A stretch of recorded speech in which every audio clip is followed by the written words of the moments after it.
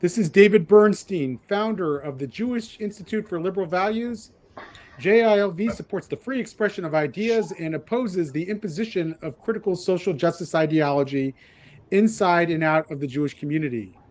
We are pleased to co sponsor this event, New Paradigms in Black Jewish Relations, with Free Black Thought, a small but growing group of scholars, technologists, parents, and American citizens determined to amplify vital Black voices that are rarely heard on mainstream platforms. Check out the new Journal of Free Black Thought, which you can find on their website, freeblackthought.com. Today, we turn our attention to fresh approaches in Black Jewish relations, and for that, we have a distinguished panel who I'm going to introduce. First, we have Eric Smith, who's founder of Free Black Thought, a professor of rhetoric. Dr. Smith is associate professor of rhetoric at York College of Pennsylvania and a writing fellow for Heterodox Academy. His latest book, A Critique of Anti-Racism in Rhetoric and Composition, was recently published by Lexington Press. Next, we have Dr. Brandy Shafutinsky. Brandy is an educator, social worker, and writer and advocate. She has worked towards advancing the rights of victims of and survivors of domestic violence and assault. She is also, I am proud to say, a JILV board member. She's Jewish herself with kids living in Israel. Last but not least, we have David Ben Moshe. David grew up in Maryland where he had a troubled youth. He was in a drug gang, which led to an eventual jail sentence. While there, he met somebody studying a book with a script he did not recognize. That encounter set David on a journey that eventually led him to Orthodox conversion, yeshiva study, marriage, and the battle to be permitted to live in Israel. Today, he is a writer and a personal trainer, and I expect great things from him. As for me, I've been engaged in Black Jewish understanding and collaboration my entire professional life and could not be more excited about this conversation. We will begin the conversation with me offering some context as I see it and a set of propositions for what a new paradigm in Black Jewish relations might look like. Our panelists then will respond. So let's get started. First, some context. For nearly a century, Blacks and Jews were allies in the struggle for civil rights and equality in America. Sometimes risking their lives, they waged battle in the courts, at lunch counters, and in the academy. Their historical partnership culminated in the landmark court decisions and legislation of the 1960s, achievements for which both communities can be proud. As the Black Power movement grew in prominence and made civil rights a racial movement, shutting many Jews out, and as many Jews moved out of the cities away from their Black neighbors and into the suburbs, the relationship between the two communities deteriorated. In recent years, it's become even more complicated. Nation of Islam minister Louis Farrakhan, who has made anti Semitic views clearer, has been lauded by some in the Black community and condemned by many in the Jewish community. Farrakhan's standing has been a source of ongoing tension. More recently, the rise of the Black Lives Matter movement, which many Jews wholeheartedly embraced, has provided a new platform for anti Jewish and anti Israel sentiment. Some in the Black Lives Matter movement accuse white American Jews of being complicit in white supremacy, and some progressive Jews, eager to be in their good graces, parrot these charges.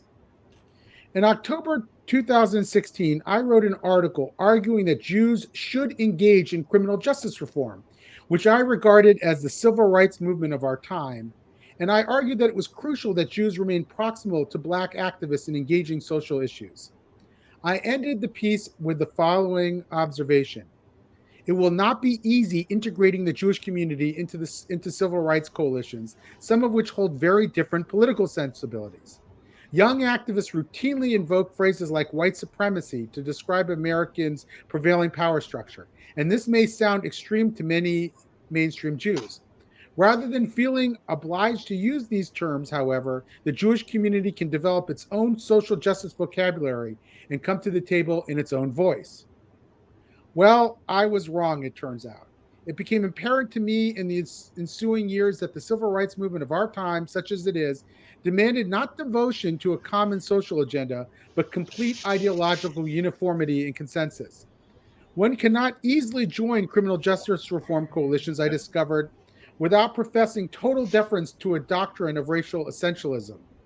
The drive for ideological conformity, in my view, is not good for Blacks, Jews, or the country at large. We need a new paradigm in Black Jewish relations. And so I'm going to offer a few propositions for discussion. One, neither the Black community nor the Jewish community are monolithic. We are highly diversified politically, ideologically, and economically. There is no reason why we should allow radical voices in either community to define all of Black Jewish relations, or that we should deem divisive figures the authentic representatives of our communities. Jews and Blacks that share a set of values and ideological commitments can and should work together. Two, the greatest issue of the day is the health of our liberal democracy. It forces on the far left and on the far right continue to chip away at the foundations of our democratic republic and undermine healthy discourse. Both communities will suffer for it, along with countrymen of all races and religions. Blacks and Jews have played a crucial role in helping America live up to its own highest ideals, and we have an indispensable role ensuring America does so in the future. Three, as heirs of the civil rights movement of the 1960s, now is the time for us to recommit to Dr. Martin Luther King's original vision of a colorblind society so that our children will, in the words of the great civil rights leader, quote, one day live in a nation where they will not be judged by the color of their skin, but by the content of their character. But until that time, we have work to do. Four, there are real social issues that need resolving, our criminal justice system among them. Blacks and Jews who share an agenda on important social issues can and should come together to address them. There should not be ideological litmus tests attached to engaging in such change as there are now. For the person in jail and his family on low-level drug charges, it matters much less whether the drug laws were intentionally put in place to oppress Black people than it does that they are fixed by people of goodwill, no matter what they believe about systemic racism. And finally, five, in many ways, this new paradigm in Black Jewish relations is not new at all, but deeply embedded in our historical consciousness. It is up to us to revive this historical bond and paradigm and to apply a new old paradigm to the challenges of today. So those are my propositions, and I'd like to start with my friend Eric Smith, the head of Free Black Thought, founder of Free Black Thought, to respond and to expand and to agree or hopefully disagree with me as well. So Eric. Thank you for letting me go first. As the apparently one non-Jew here, I need to explain why I'm here and also address the propositions. Proposition one is all about viewpoint diversity, which is what I and my co-founders at Free Black Thought are all about, especially in the Black community. Propositions 2 and 3. The greatest issue of the day is the health of our liberal democracy, and the points about Martin Luther King's colorblind ideology. They speak to the concept of merit, right? If you enter into any critical race theory circle, proponents of critical race theory or something comparable to critical race theory, you will see that merit is demonized, right, as a kind of insidious ploy to maintain white supremacy. So if Jews are as successful, if not more so, than white people in various ways, they're implicated in what's called systemic racism. I think that's a problem for various obvious reasons. Your fourth proposition about real social issues speaks to the need for pragmatism in dealing with civil rights issues, agreeing upon a goal and figuring out the steps to get there collaboratively, right? I think that's missing from a lot of contemporary activism, especially anti-racism. And lastly, number 5 reminds me of the concept of memes, not internet memes, not Facebook and things like that. I'm going way back. Richard Dawkins defined memes as an idea or a behavior that replicates virally in a culture, right? If not an entire society. And I fear that within a lot of African-American circles in the United States, anti-Semitism is becoming a meme, right? It's a way of kind of virtue signaling to a large degree. We see a lot of celebrities who are either outright anti-Semitic or, adjacent to anti-Semitism. One of my favorite team is the Philadelphia Eagles, and just Deshaun Jackson, a wide receiver, a good one when he's healthy, said some questionable things about the Jewish community, and some people, rightfully, disowned him for that, but many people did not, and other people started echoing those sentiments. And I fear that anti-Semitism is going to become one of the values, attitudes, and beliefs of African American discourse. And that's why I'm here, because I'm interested in all those things, and I want to make sure that last thing definitely does not happen. Great. Thank you so much, Eric. Let's turn to Brandy for her thoughts. Well, first, I want to say thank you for having me here. I'm very excited to be part of this conversation. I want to focus on the third point you made about Dr. King's idea of colorblindness. And I think what we're seeing is actually a result of colorblindness. The idea that we have to be the same to get along, instead of actually acknowledging differences as being something to celebrate in diversity. And I think that that's possibly one of the reasons why Jews are painted as white. There hasn't been real conversation about the diversity of different communities. Everything has been viewed through this monolithic prism that I think allows false narratives to perpetuate through different communities. And I think that right now, looking at leaders of so-called social justice movements, they're of a certain generation that grew up and were schooled in ideas of colorblindness, so much so that it erases the idea of differences as a positive versus a negative. And we're seeing, instead of social justice, social vengeance. Powerful. We'll have to get back to that idea of whether colorblindness is the right new paradigm or the wrong paradigm, and whether we need a different form of diversity. But before we do that, let's go to David Ben Moshe. Yeah, thank you for having me. As you can hear, I'm a little bit hoarse today. I lost my voice a few days ago, kind of with two young kids. Just diseases seem to always be going around. But thank you for having me. The first thing I want to talk about is a piece that you brought up in the context section that I want to push back on a little bit, which is that criminal justice reform is the civil rights movement of our generation. I think that's definitely true for America, but not on a world scale. And I think we have this conversation. It's important to remember that as the world becomes more globalized and different countries start interacting, that we can't just think of America as the only set of problems, especially when it comes to Black and Jewish relationships, because in addition to the relationship that Israel and the Jews have with America, there's also the relationship between Israel and the Jews with many, many countries in Africa, which are also full of Black people. Going into the propositions, I overall agree with them. Going with the first proposition, I like to always bring up one of the big differences I see between the Black community and the Jewish community. As someone who's Black and Jewish, I believe that we need to get to this point of colorblindness, which is a great goal that Martin Luther King stated, and that is in the later points, where the color of my skin does not matter.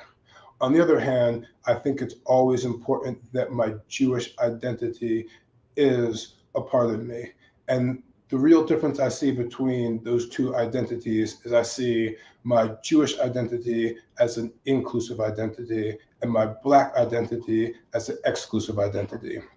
And what I mean by that is Black is a social construct that does not allow others to enter into it, and therefore is very easily used as a tool of division.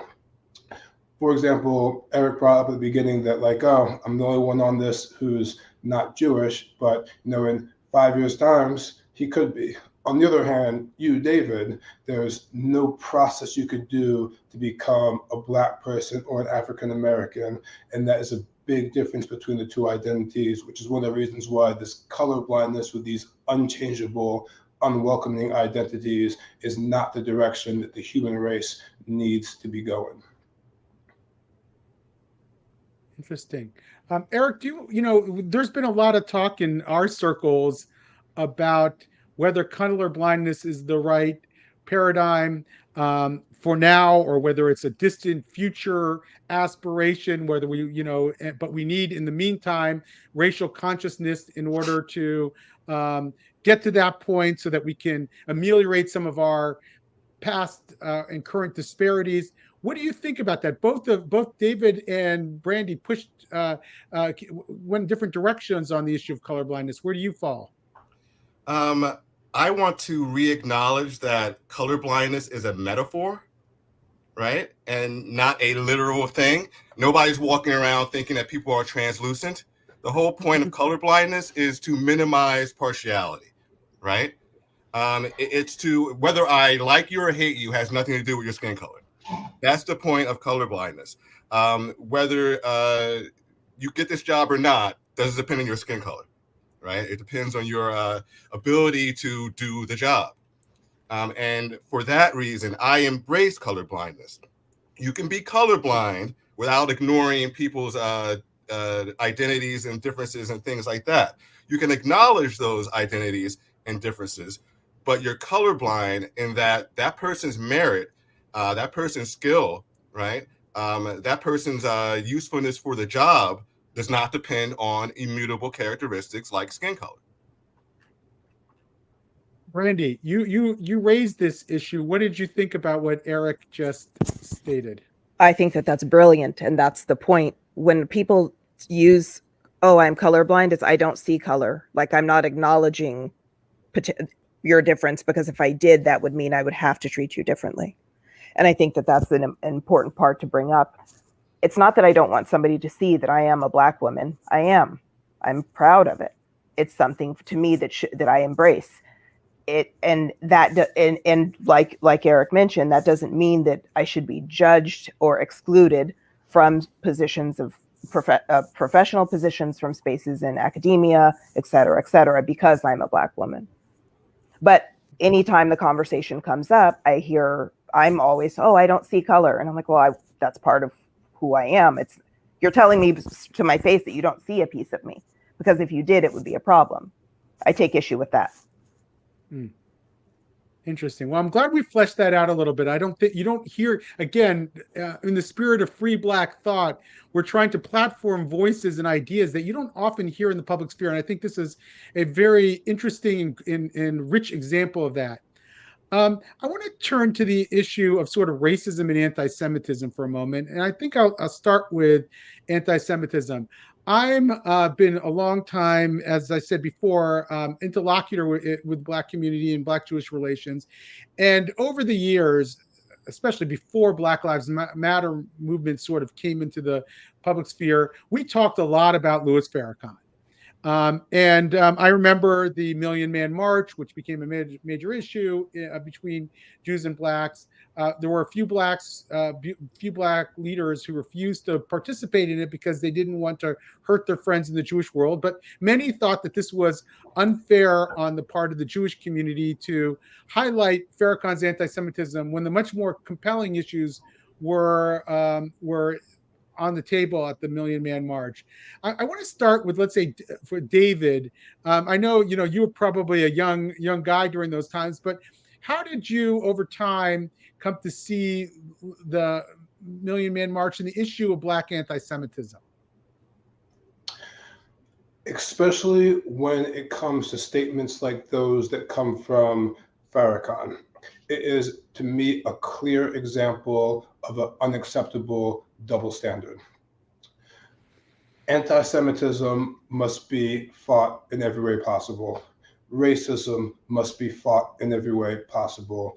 Just because someone is speaking about racism, them holding anti-systemic views is an important factor, because it shows that they are a hypocrite, that they are really going out for the things that benefit them instead of recognizing the challenges that face other communities. Brandy, how about you? I've questioned for years how anyone would lift up Farrakhan as any type of leader. It's not just his anti-Semitism, it's his misogyny, it's his homophobia, et cetera, et cetera. When he makes statements that the likes of David Duke agree with, he can't be representative of the Black community, regardless of how diverse we are. Eric? I think when looking for leaders in a community, you embrace the person who's out there, who's extroverted, who tells it like it is, and things like that. We know how attractive of a trait that is in this country, telling it like it is. Unfortunately, Farrakhan is one of those people to a lot of African Americans. I remember around the time of the Million Man March, how systemic Farrakhan was in the hip hop world. I remember Professor Griff from Public Enemy agreeing with Farrakhan and saying some anti-Semitic things. He got kicked out of Public Enemy for it, right? But he was also, kind of a voice of many African American hip hop fans at the time. So yes, that is definitely a problem. I am not a fan of Farrakhan in many ways. And the fact that he is considered a leader, the fact that, rappers are considered leaders, in such a, important way, I think is an issue. I mean, we have to start listening to academics. That's not a plug for myself. I'm just saying, and other thought leaders who have done this research, who have looked into it and things like that, and not just celebrities or polarizing figures like Farrakhan. So one of the things that I pushed a little bit in my propositions was this idea that that Blacks and Jews have an opportunity to fight for a liberal society, that we bring with us a history of fighting for justice. And the way that that's being expressed in the public sphere now is generally a fight against systemic racism. Is there also an argument to be made that Jews and Blacks should be joining forces, as we are, at least in this conversation today, about fighting for liberalism and fighting against the imposition of critical social justice ideology in our institutions? What do you think the opportunity for that is? Maybe I'll start with you, Eric. Well, unfortunately, critical race theory doesn't trust a lot of liberal values. They see it, like Mired, one of them, as a ploy to maintain white supremacy. So right there, we already start off with a problem. However, I think a powerful thing in bringing people together, groups together, is what Mustafar Sharif, like in the 60s or something, called superordinate goals, right? Two groups want the same thing to better themselves. And the way to get that thing is to work together. It's by necessity, right? Studies show that actually enhances camaraderie when you are both going towards the same goal for, selfish reasons, but you need each other to acquire that. What that goal is the question, right? Since a lot of anti-racists don't trust classical liberal values, liberal democracy is, probably not the best goal right now. But what is? I have no idea. I wish I had an answer for you. I do think that has to be the topic of conversation, not just among Blacks and Jews, but within society. Right.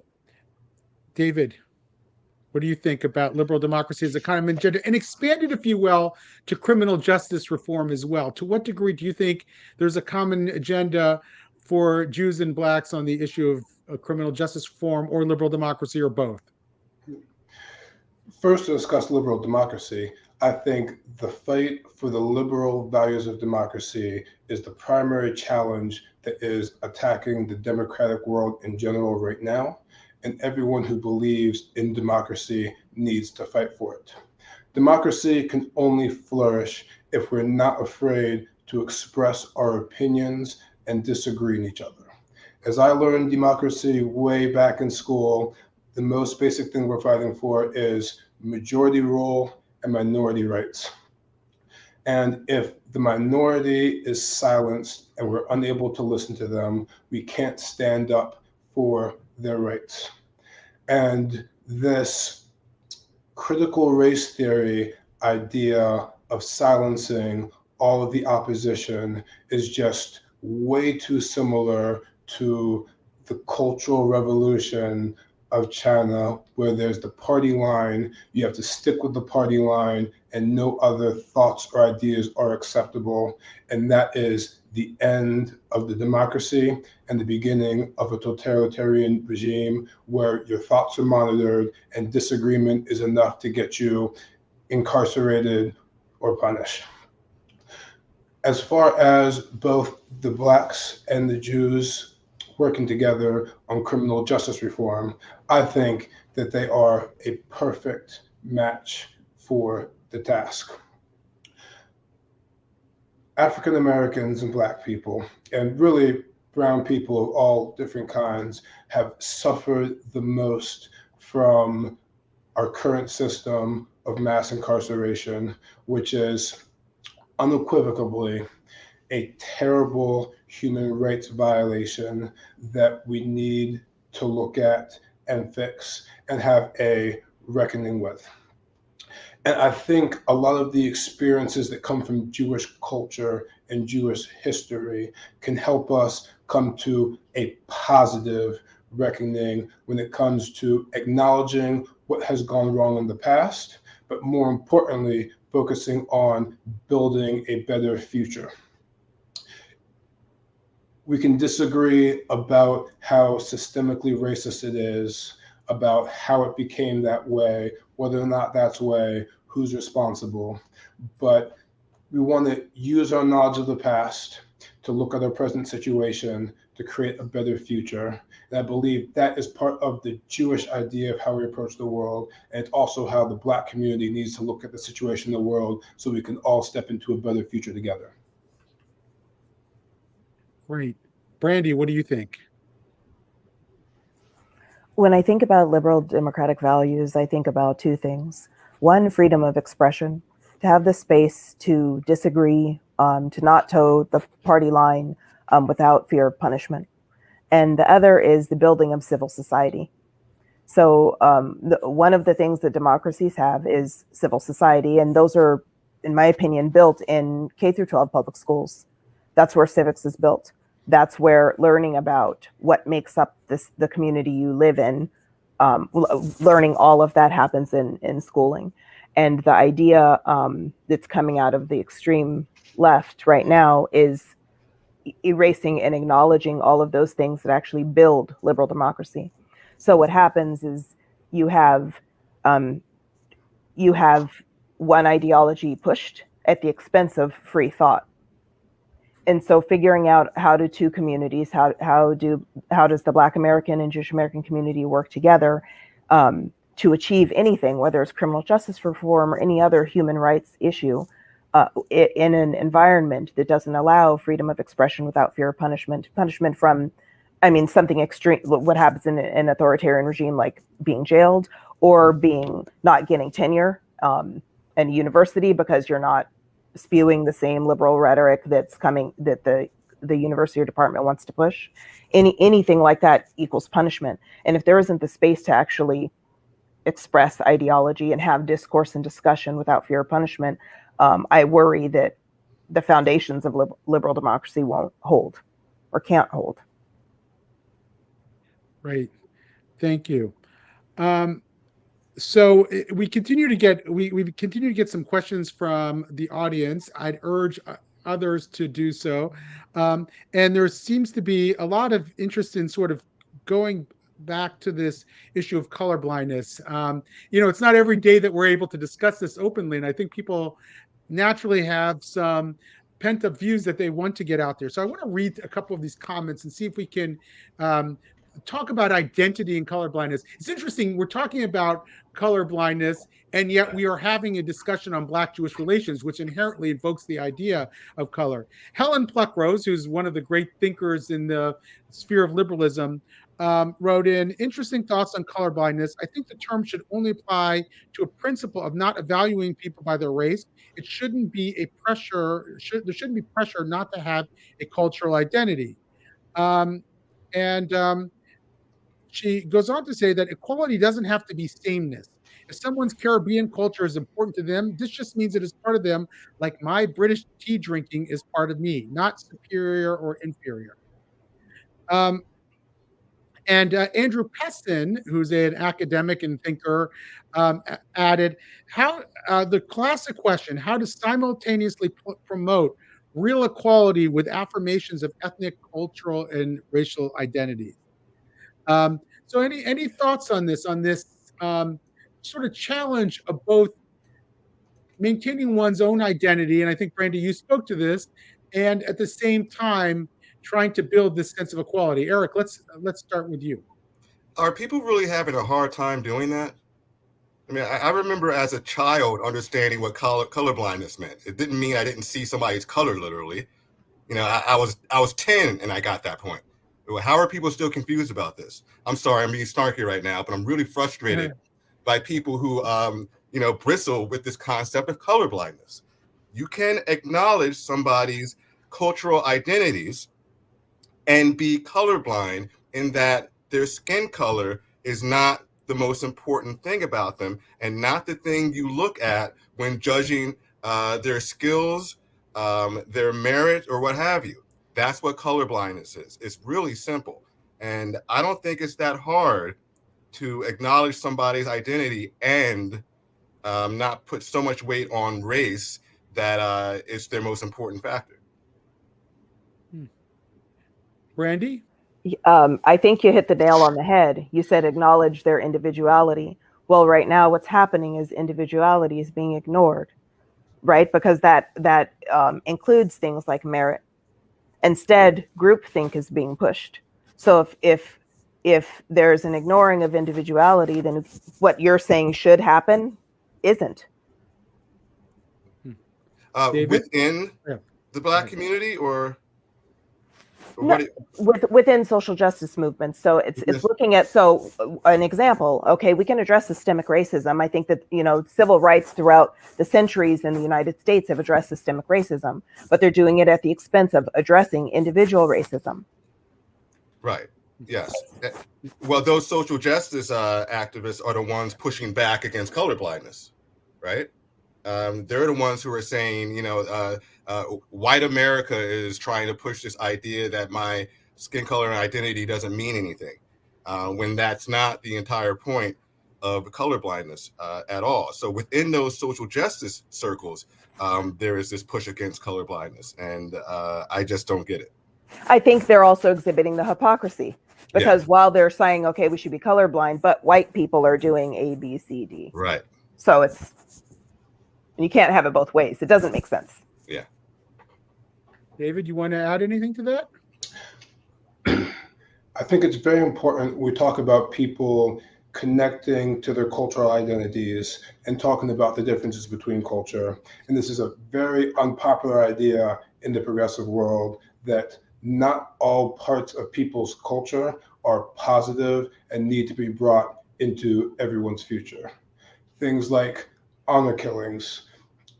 There's many things that are not better or worse, they're just different. Like whether you want to drink, tea with milk or drink coffee, does not matter. But there's other cultural ideas people bring that we should all be able to agree are wrong and not productive to the society we want to build and be able to let go.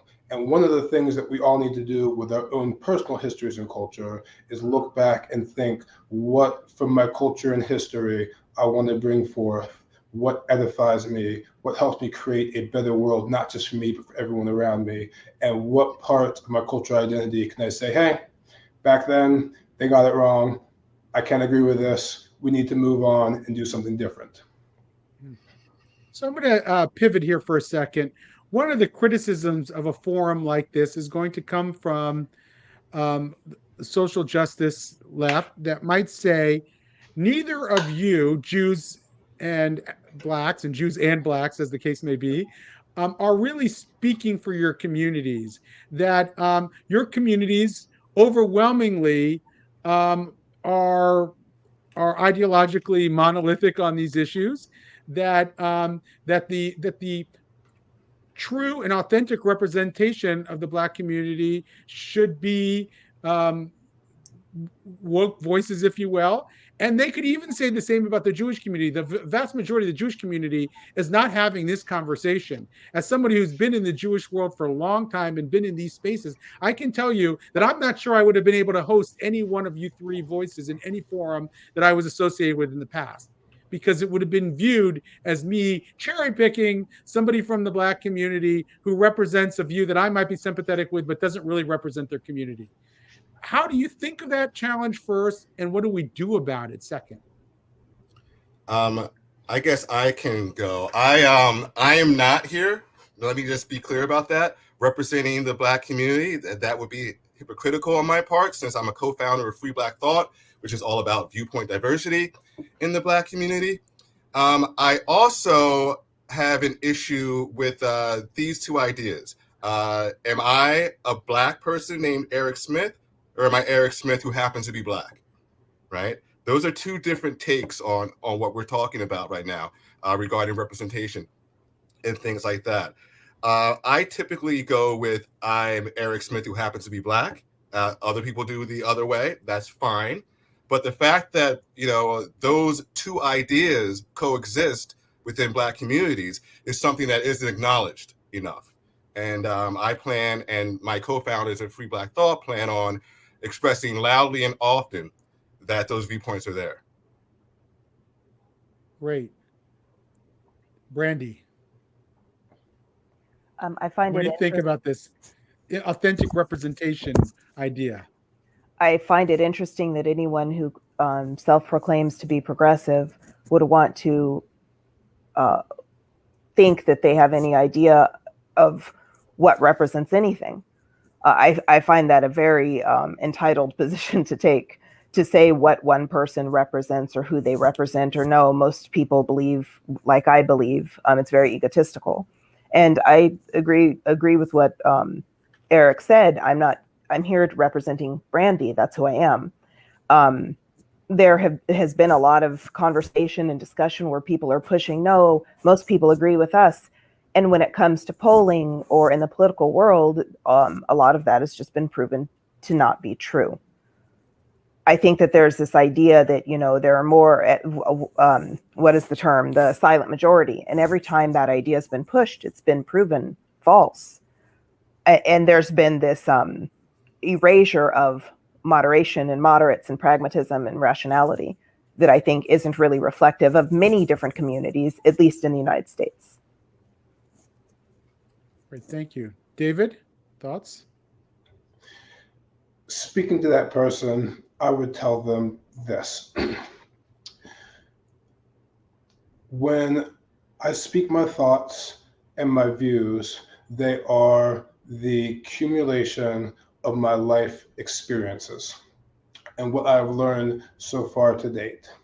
And when it comes to someone who is woke, who is in college or super liberal and have met the Black people around college and seen terrible things happen to Black people on TV, telling me what people in the Black community think. Just want them to know, have you ever been to the projects? Have you ever been inside prison? There are the places where a lot of this injustice is happening. And if you take the time to go to those places and talk to the people and really see what their life is like, what they feel, and what things they want to change in society, you'll probably very quickly find out that the person who's incarcerated for selling drugs doesn't care about the microaggression on Twitter. He cares about being able to get out and make an honest living and support his family and maintain his freedom. And our society does not do a good job of empowering that man to be able to do those things. Hear, hear. So we've got work to do together on that issue. So the issue I want to talk about for a second is the discourse around Jews of color. And I think we have two Jews of color on this call, as we've said. Jews of color, it's probably a category that probably 10 years ago you didn't hear much. There's certainly been Black Jews and other Jews of color for an entire American Jewish experience.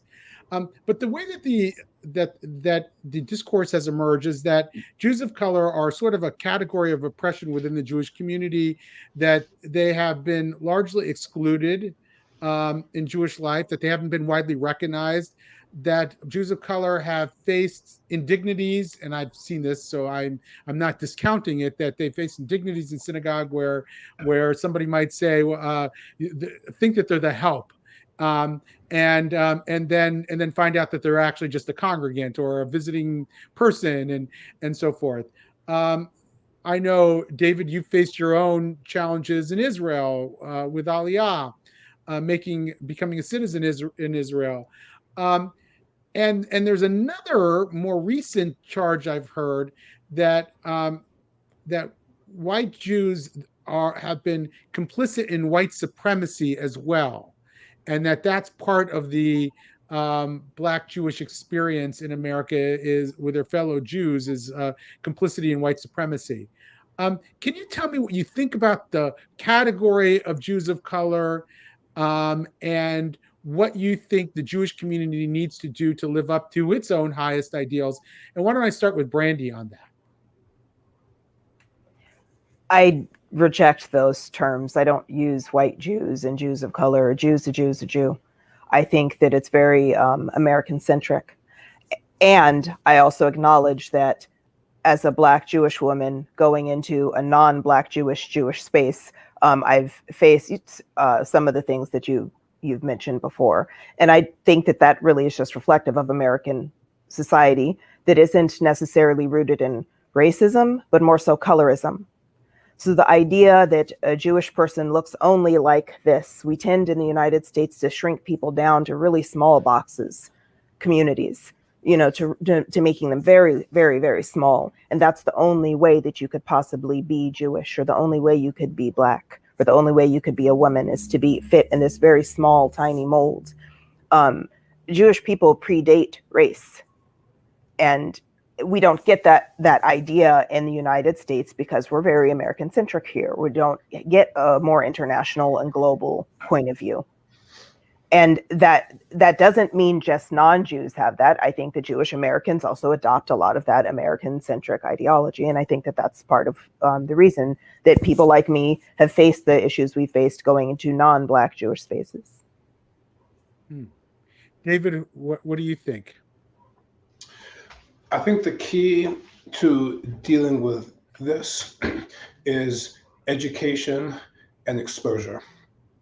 When I say education, is just bringing more stories of Jews of different cultures, different heritages, and different races into the discourse about the Jewish people so that people can see and hear about themselves so they can know about them.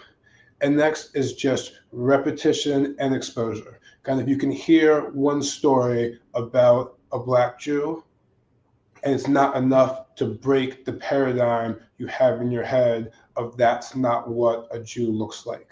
The thing that will break that is just you being exposed to enough of them that you become used to the idea and it's no longer abnormal. And it's something we see in Israel too. Like all the time, I'll be in the supermarket or walking down the street and someone will stop me and be like, "Oh, are you Jewish?" Now, I walk around and I wear a kippah and my tzitzits are hanging out and I'm generally speaking Hebrew. Like those are three pretty good signs that I'm probably Jewish, regardless of what my skin color looks like. But it takes people, like, they always double take when they see that, and they feel the need to start the conversation by asking that question instead of saying, like, oh, I see you're Jewish and you have an English accent. Can you tell me more about where you come from? It always starts off with the, are you Jewish? And that is a place of, again, ignorance and exposure, which we could do better with in Israel by just more interaction between the communities. And there's plenty of Black Jews in Israel. There's a huge Ethiopian community, and there's plenty of Black Jews worldwide. But as they grow to prominence and people see more of them, it won't just feel like something that's the odd one out or strange. It'll become normalized, and that's a process that takes time and repetitions. Eric, do you have any thoughts on this idea of being Jewish and Black or Jews of color? I have nothing to contribute to this aspect of the conversation. I am not Jewish. I don't have that experience, so I am going to shut up and listen.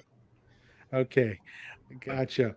So Helen Pluck-Rose again mentioned that David Ben Moshe was speaking of class issues here, and it's something that I'm wondering if we can explore for a minute. You know, we talk a lot about race and racism, but it sometimes seems to me that underneath some of the disparities that we talk about, which are often attributed to racism, what we really can find is class.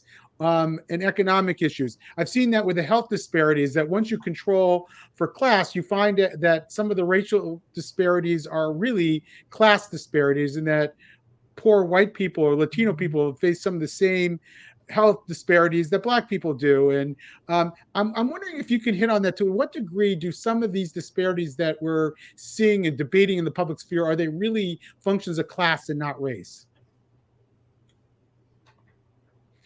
We could start with Eric on that one.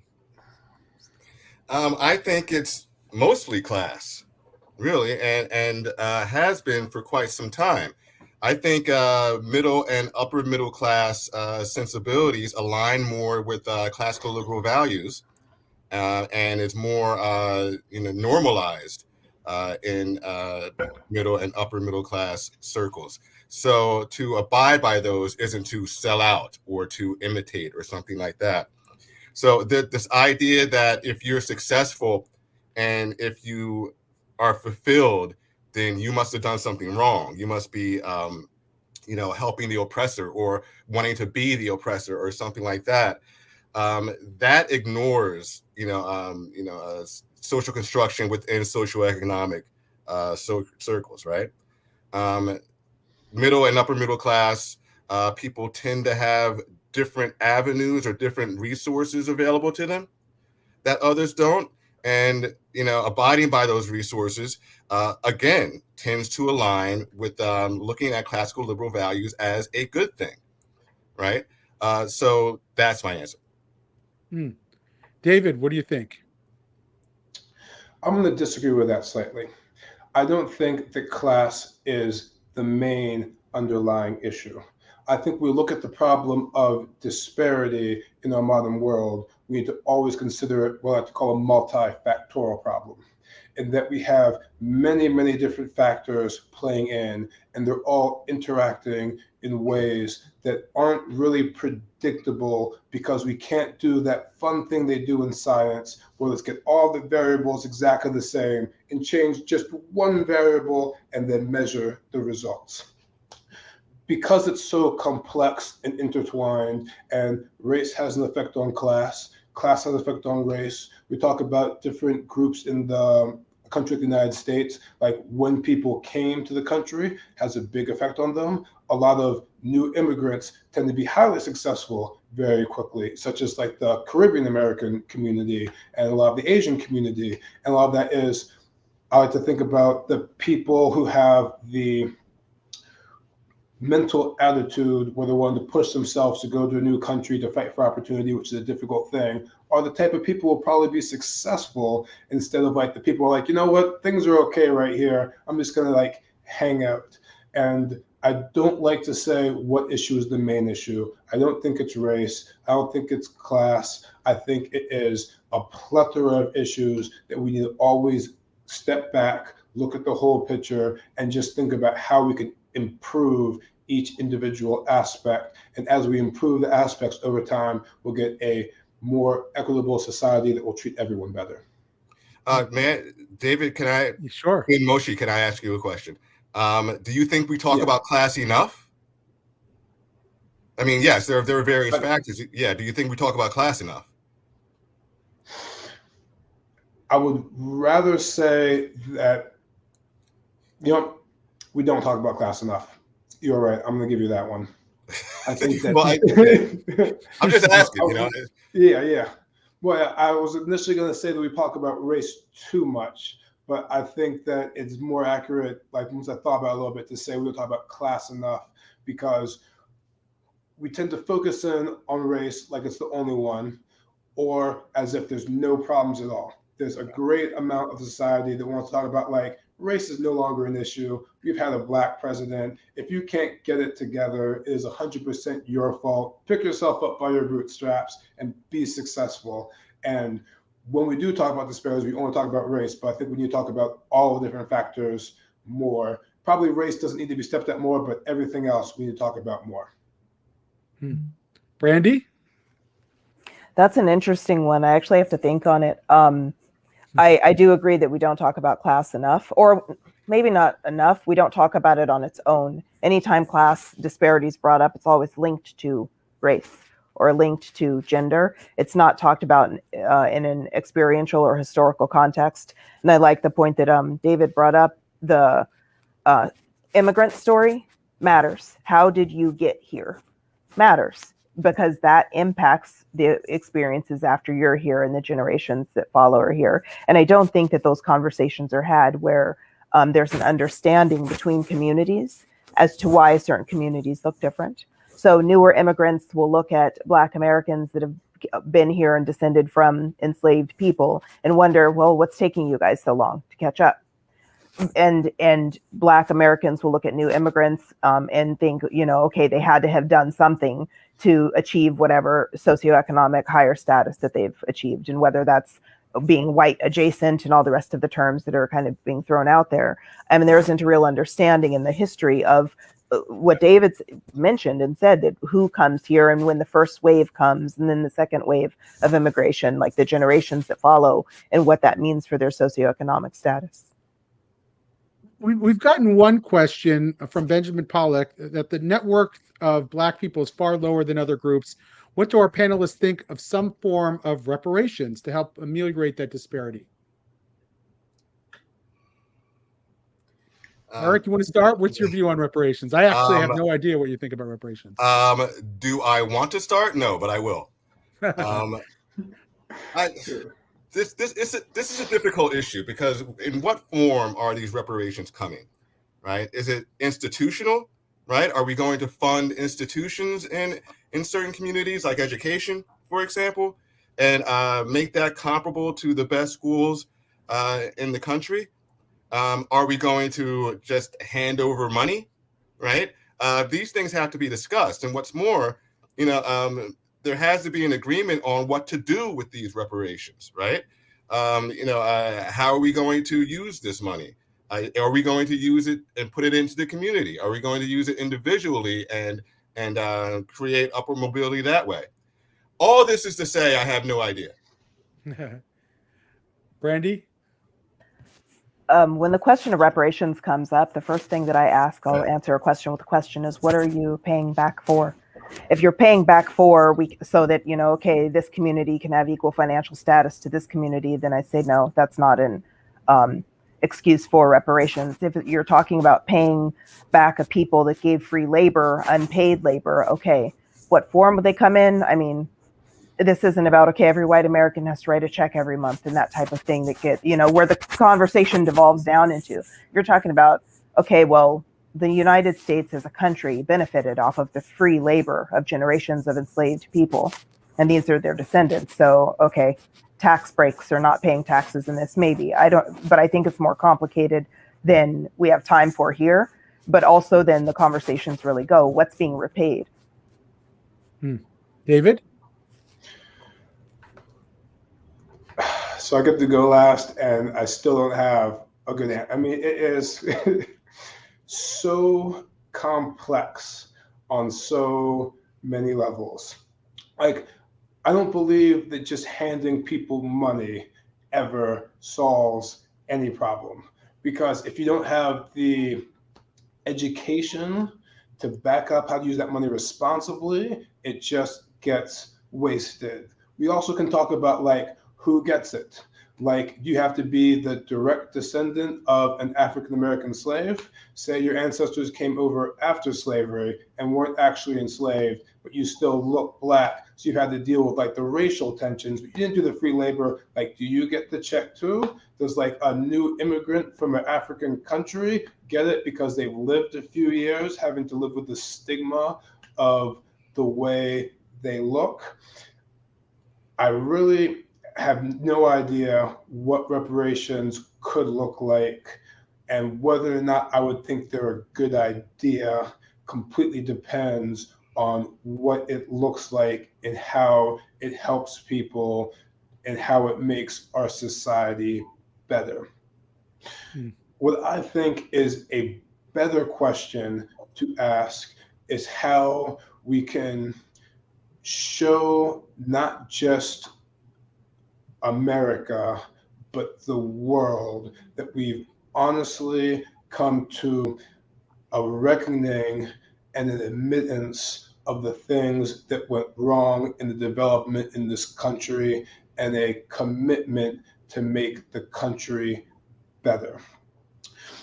I thought of that when I was watching, there's an excellent TED Talk by a guy named Brian Stevenson. And in his TED Talk, he brought up something, because I used to think that like, oh, America has dealt with all the wrongs, they've admitted that they're wrong, like there's still wrong things going on, they need to admit those are wrong and fix it.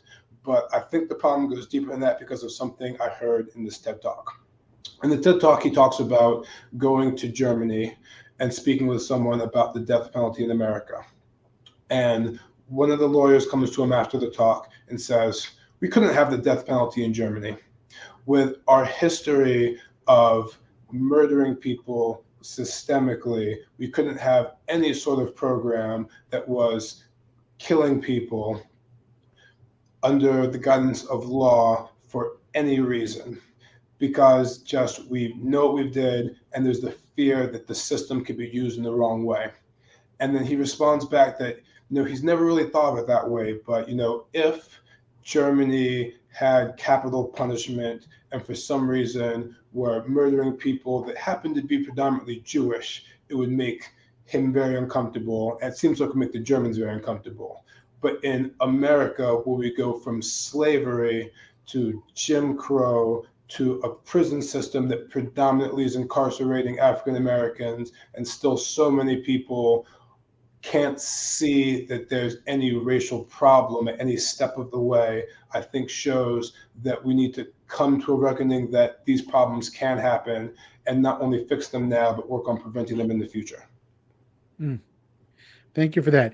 I'm looking through my crystal ball, and I see a very rich conversation in the future on reparations with some heterodox thinkers and voices to really explore this topic further. So one last question. We're running out of time here, but there was apparently a very robust conversation going on in the background here about terminology and whether we should use terms like woke, whether we should talk about critical race theory, which some argue is an academic idea, whether we should use the term critical social justice, which I tend to use a lot, whether we should use racial essentialism or anti-racism. Can you all give your sense of what the terminology ought to be? Hopefully one day we're going to settle this and we know what to talk about. Eric, what? Regarding critical race theory, when people say, well, that's a right-wing talking point meant to demonize the left, I think it's more accurate to say something like critical social justice or critical white studies. Robin DiAngelo herself refers to herself as a critical social justice scholar and not necessarily critical race theory. Now, critical race theorists and white studies scholars do overlap to some degree. But what we're seeing in, K through 12 in college, those are the manifestations of the tenets of anti-racist education that come from the likes of Robin DiAngelo and her ilk. So I'm starting to say critical social justice instead of critical race theory, just to make that distinction, and we'll see what they say about that. Beautiful. Brandy? I think that language shifts and changes, and the point of it is so that the message is understood. So I think that it's going to continue to be fluid so that the message is understood. So whether it's CRT or CSJ or anything else, I think it's going to continue to evolve. What do you think, David? I pretty much have exactly the same answer as Brian just gave you. When I think about language, I think the language you should use depends 100% on the context that you find yourself in. Language to me is about two things: expression and understanding. If I can express myself in a way that feels accurate to me, you can understand me in a way that's accurate to what I was trying to express, then the language did the job. And as you chase language, it keeps changing. And also, I think the biggest thing we should be concerned about when it comes to what language we use is what context are we speaking in and who's the audience that we're speaking to so that our message can be well received. Sometimes certain words will just turn people off to the point where they won't listen to anything you say because you used a different word or phrase. In that case, you should avoid that word, because when we talk about the free expression of ideas, part of it is people listening to you no matter what you have to say, but part of it is also you expressing yourself in a way that will speak to them. And that's part of how we change minds, not just yelling about like this word means this, that word means this, or using words that confuse people or aggravate or frustrate people. Great. So one proposition that I did not include in my list of propositions at the beginning, and I think I've learned from this conversation, I would add, which is perhaps us Blacks and Jews and Black Jews have something to show society. We can model a new discourse, a sensitive discourse, but an honest discourse around race and racism and around the social problems that we collectively face. And I hope we've done that today, and I hope we can continue doing that in the future.